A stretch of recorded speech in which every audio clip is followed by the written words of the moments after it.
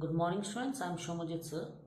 Today I am here to deliver my lecture on topic cilia and flagella. This is from the chapter cell.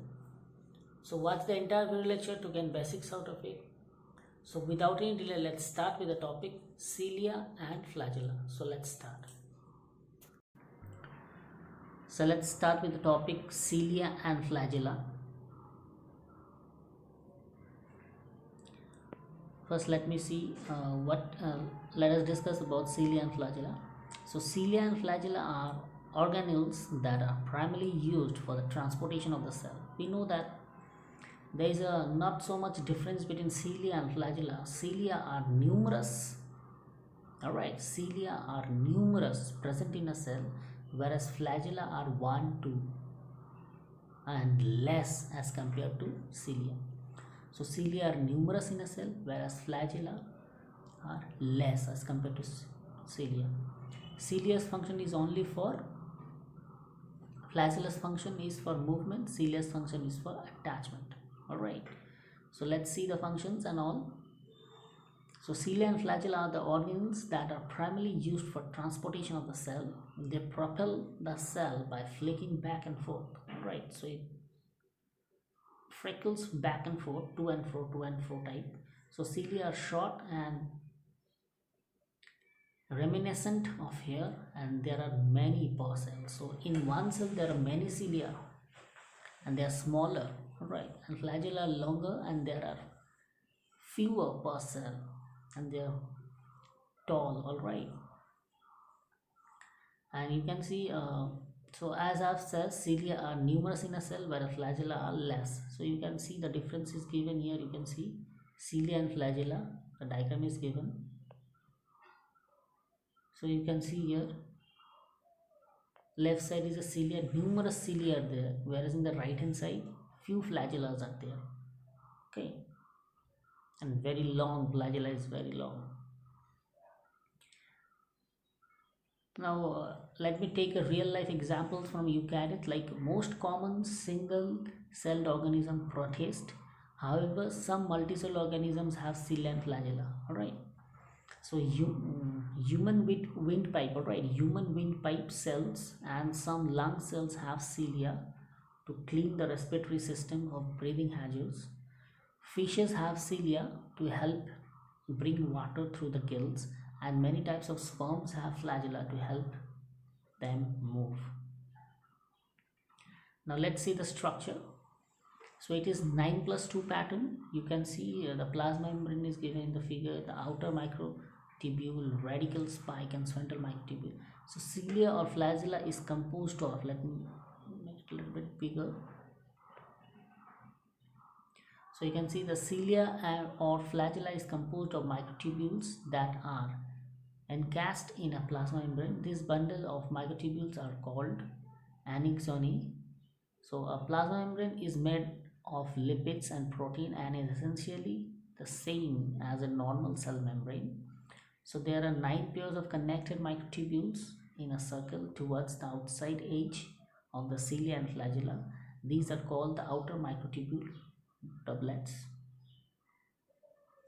The outer microtubules are connected to each other in a ring with cross links. The outer microtubules is also connected to the center structure with a radical spike. You can see the central microtubules are connected with outers. Have you seen? So outer microtubules surrounded the another pair of central microtubules which are not connected. So you can see only from the radial one, only one is connected, another is not connected. Okay, they are connected side by side. So you can see the structure and basal body. So it is 9+2 pattern. It continues throughout the entire organelle until the bases. The base is called the basal body, and it is the foundation of the cilia or flagella and is embedded in the cell membrane, and it does not have a pair of central microtubules. All right, instead it has a 9 triplet of microtubules. Now how they work? All right, how do they work? So you can see each of the outer microtubule pair have a set of diamine, a functional protein arm. So you can see a diamine here, the microtubules 9+2 arrangement, So in microtubules you see the link, that green yellow color, yellow not yellow color, the green color, you can see that is a diamine.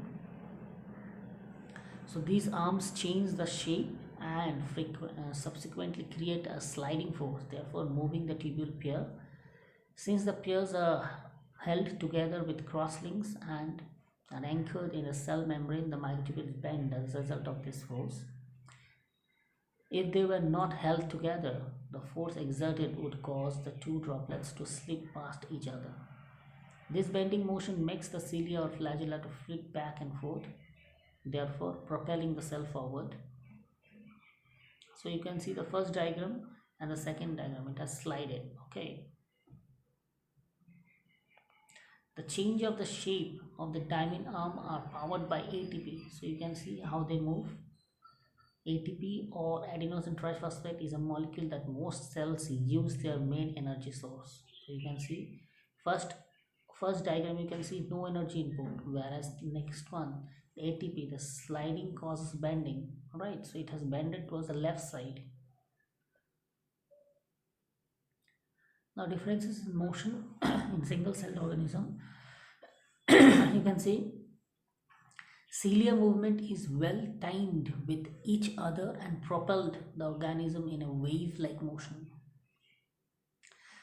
Whereas in flagella and eukaryotes give the organism smoother movement. So flagella gives smoother movement, whereas cilia give a wave-like movement, and flagella in prokaryotes rotate like a motor. So flagella in prokaryotes rotate like a motor, whereas flagella in eukaryotes gives smoother movement. Vacillary movement is a wave-like motion, gives a movement a wave-like motion. Next, primary cilia. So the primary cilium are an alternate type of cilia, alright, and they do not aid in motion and are therefore referred as immotile cilia. So the primary cilia do not have a central microtubules, they have a 9 plus 0 structure. So previously the cilia and flagella are 9 plus 2 and this is 9 plus 0. So they have sensory functions, like example monitoring flow in the kidney and detecting smells, and defects in kidney primary cilia can lead to kidney disease. All right.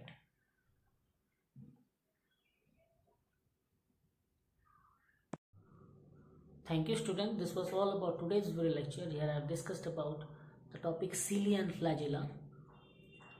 This is from chapter cell. Hope you have liked the video lecture. So stay at home, stay safe. I am Shomajit sir signing off for today, and again we'll meet in the next class. Thank you, students.